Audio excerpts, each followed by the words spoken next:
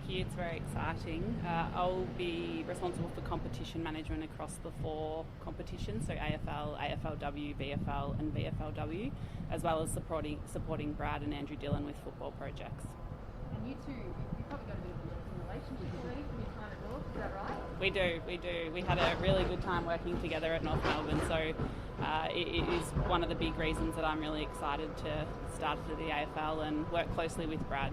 Laura, I saw on the release that COVID was going to be part of your remit. Is that a little bit daunting given the challenges that it's been throwing out the last 8 months? Yeah, how could I forget that portfolio? I've been the COVID compliance officer at North Melbourne, so I have an intimate knowledge of everything that's gone on with the AFLW competition and everything that goes with getting the logistics sorted to have our game continue. So daunting, yes, because it's busy, but I feel really confident with my experience over the past 18 months that we'll be able to navigate hopefully the back end of this pandemic as opposed to what the AFL were managing through even this time last year. What are the challenges going to be given that we're going to have a lot of COVID in the community, you'd imagine, in the next, let's call it 12 months? Of course. I think the first thing to note is that it's an extremely good result to be playing a premiership on the weekend, playing a grand final and having that game go ahead with crowd is a wonderful success. To hopefully do the same, and it will whiz around quickly for AFLW early next year and into the start of the AFL season. I think the challenges are going to be around making sure that we transition with, say, vaccination rates through to logistical complexities like border closures. So I think the travel and the lockdowns still are the biggest challenge. We also want to see fans at our games and we want people in the stands, and it was a relatively lonely place not having them for last year and much of this year. So the challenges will be the same, but hopefully they ease and get a little bit easier. And obviously North Melbourne's vaccination rate's amazing. You feel that'll be reflected across the competition, AFL men's and women's? I think it will be.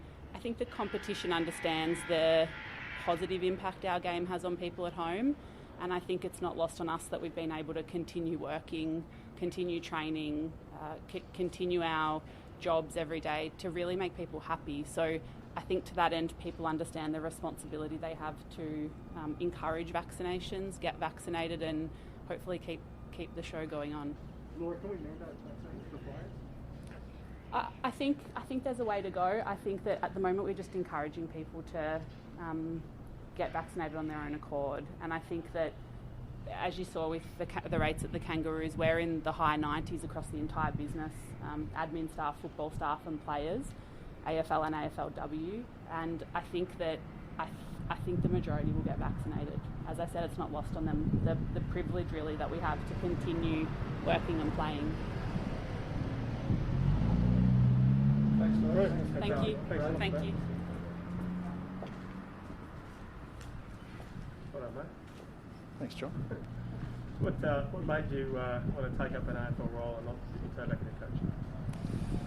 Oh, it's an incredibly difficult but fortunate position to be in, where there's potentially look at two very different roles, albeit in the same industry. I still unashamedly have a real passion for coaching and developing people, and I didn't think I'd miss it as much as I have over the last 2 years, but at the same time I came to the AFL for a reason, to broaden my horizons and to learn more about the football ecosystem and the AFL community as a whole. And working at AFL Victoria has opened my eyes just at the sheer breadth of our game and how it impacts people. I've been really fortunate to be involved at the elite end of the game for a long period of time, but there's a whole football ecosystem underneath that in community which impacts the vast majority of Australia. So while I love coaching and I love developing people, I'm really looking forward to this role, to contributing more broadly to the game, and I think hopefully I have something to offer to the game as a whole rather than just one club. Brad, how much time did you have to spend mainly with that decision coaching for the Well, formally not a lot. I mean, I've always been committed to the AFL. As I said, I came here for a reason, and I was really keen to learn. I came as a relative novice in terms of the role that I went into. and I've learned a lot over the last 18 months. And I think, but it is a big decision because it is. My firm belief is that you put 100% into what you're doing at the time. So for me, that's working in administration at the AFL, and potentially that means that that's going to be where my future goes. So yeah, it was a big decision, but certainly didn't get to the point where I was having discussions with anyone else but the AFL. Is that not the later point that you actually didn't talk to Carlton? No, I mean I think we're all grown up to understand that football clubs are going to cast the net far and wide, and but no, we never got to the point where we had discussions. Did you think, Brad, that if you committed sort of to the AFL down this path, that coaching you probably would have been out too long the next time you get to consider it to get back? Just not a consideration for me.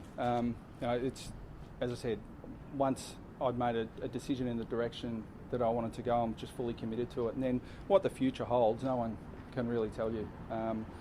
But I'll just do my very best to contribute to the game more broadly in this particular role. And so I love my time at AFL Victoria. I've got a real passion now for community footy that I didn't have an awareness of before, and I think that's really pleasing for the game more broadly. And we're here at the AFL, and everyone probably relates the AFL to the elite game, but there is a huge ecosystem of community football which I think the AFL takes really seriously, and I didn't have an awareness of it until I started in this role. But it's clearly there, and I think that's someone like Andrew Dillon as head of football, who's worked for a decade or more in game development, demonstrates the importance that the AFL places on community football. Which role comes with more scrutiny? This one or the same Scrutiny comes with anything related to the AFL. That's just par for the course. But I mean, look, I see this role as a contribution to the game, and if you look at people who have been heavily involved for a long time in football operations at the AFL, I think it is a contribution to the game. And AFL coaching and AFL clubs, by definition, are really they're single-minded ventures. You really have to be just focused on your own backyard and your own team, and it's very difficult to take a broad view of the game, even though I think all coaches try to do that. Ultimately, their job is to get their club to win and into a winning position, whereas the AFL is the keeper of the code, and we've got a responsibility to the game more broadly. Steve Hocking's changed some rules or some interpretations. How have you seen that go in that field, and what's your thoughts broadly on intervening to make the game better? I think there's a constant watch on the way the game looks and how we want to present the game, and it's got to be enjoyable to watch. It's got to be engaging, and I'm probably more aware than most that the clubs have got a responsibility primarily just to win. So we've got to strike that balance between understanding what clubs want and what coaches want, but also that responsibility to the game and what it looks like to all the stakeholders. So Steve Hocking's he's going to leave a lasting legacy on the game. I think the game looks fantastic. I think everyone would agree that the standard of footy this year has been exceptional, and my personal view, without having started in the role yet, is that Steve Hocking's done a lot of the heavy lifting, and he's instituted a lot of change, which probably needs some time to be consolidated before we look at further tweaks. But that's not to say that we're always watching and need to stay ahead of the game and making sure that it's a really compelling product. I think it's a research project on interchange. It might be a couple of year project, so you not see that necessarily dropping in the end. Well, the research projects that the AFL undertake on game analysis are ongoing. As soon as there are a few going concurrently, and as soon as one ends, another one begins. So it's just a constant watch, and I think that the enormous amount of work that the team do results in very, very few changes. So I mean, our responsibility is to make sure we're analysing it really thoroughly, and hopefully the game continues to look as good as it does. But we'll be on watch for that. Brad, without knowing your start date, given that you're looking after 200 people in MRO, does that mean that the Toby Green your case may fall in your lap on your service owners? Yeah, that wasn't part of the interview process, but those are things that will fall ultimately to Andrew Dillon. But my role will play a key component in making those decisions, and I'm just fortunate that my start date's not for a while. I might look at extending it till after that tribunal hearing.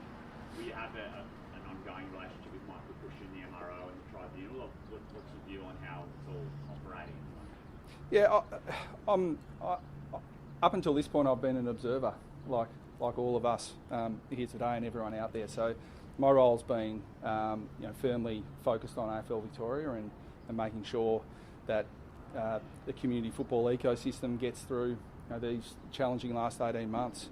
So I've just been a fan essentially up until this point in terms of MRO and all those things. And as soon as I get my feet under the desk, I'll get a good chance to sit down with Andrew Dillon and talk through it.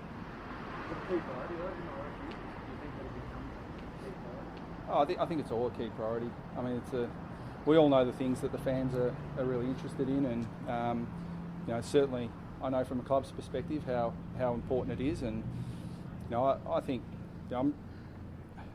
it's a challenging role for anyone, but I think I have a good line of sight on how difficult it is out at AFL club land, and the job that the senior coaches have to do and that clubs have to do. And we've created a system which I think everyone would agree is a good system, where the competition's as competitive as it's ever been.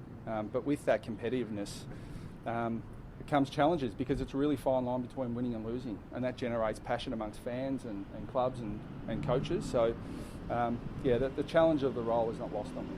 Are you a fan of more player movement? Probably going to be a pretty quiet trade period for a few different reasons. But Steve was open to sort of mid-season trade periods, things like that. Yeah, I'm certainly open to giving clubs more flexibility. But I mean, ultimately, the AFL's the keeper of the code. The AFL clubs are the ones who get out there and put the show on. So a really important part of this role is to get out and collaborate with them and ultimately provide a system that everyone's happy with. And a bit of flexibility for clubs, I think, would be helpful. You were pretty calm all the way through, but the 5 rounds sort of occasionally came out. How are you going to go in this role? It's not as confrontational as coaching. I would hope it's nowhere near as confrontational as coaching. I think that the challenge of coaching is not lost on me, and just how difficult that is. This is a completely different role, and I suspect sitting on the other side of the fence, I'll have to be the calm one and take a couple of angry calls from the 18 senior coaches. And just Chris talked about it not being a great job coaching when he was thinking about whether you might come back in. Is that true? Is there anything you do to lessen the load, or is that true what he said? You said it's just not a good job being a senior coach. No, look, I think there are some challenges in it. I think if we look at the last probably 2 or 3 years, there are a lot of coaches who have had opportunities to step back into the coaching landscape and have chosen not to. I'd like to speak to all of those coaches as to why, because that's not an environment we want to create. And again, I think a big part of this role is going to be talking to those 18 senior coaches about the challenges they face. And AFL footy is an incredibly rewarding business to be in, but for those coaches, it's a thankless task at times. So hopefully our role can be a supportive one. How are you about the burnout, just the sheer exhaustion after 2 amazing years? Yeah, we're a reflection on society. The great thing about our game is that it's been able to persevere over the last, certainly at the elite level, over the last 2 seasons, and that's brought an immense amount of joy to a lot of people. Every day I have someone tell me how lucky we are just to be able to turn on the TV and watch footy at the end of a really tough week. So I think that the lockdown fatigue and the struggles that AFL players, coaches, clubs are facing is just reflective of what everyone in Australia, but mostly in Victoria and New South Wales at the moment, are facing. Is Chris seeing his wish list yet? He hasn't said anything through, but he's probably watching this right now, and this all might be news to him too. Any advice from Hock? Buckle up? I'd be silly not to talk to Steve Hocking, and I have extensively about the role. But when I first came to the AFL, I worked closely with him. So before I moved to AFL Victoria, that was a big part of what I did. So I had a fair line of sight of what he had to deal with then. But as I said, I can't pay enough tribute to Steve Hocking and the legacy he's going to leave to the game. And even though he's CEO at a club at the moment, as it relates to this role, I'll be leaning on him quite heavily.